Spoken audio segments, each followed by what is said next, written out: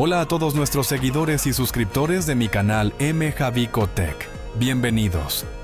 Hoy un suscriptor nos acaba de pedir nuestra ayuda. Nos indica que estaba tratando de cargar el nuevo sistema operativo en su laptop y cuando ya estaba en el proceso, se encontró con la novedad de que ninguna unidad de estado sólido estaba presente, por lo que nos comenta que ya trató de algunas formas y sin ningún resultado positivo. Nosotros también hemos pasado por esas situaciones y por lo tanto decidimos indicarle todo el proceso a continuación. Dicho todo esto, si también te ha pasado o te está pasando, esta es la mejor manera de resolverlo. Así que si tienes alguna duda o pregunta, puedes realizarlo en la caja de comentarios. Y sigue mirando todo el proceso y también podrás solucionarlo.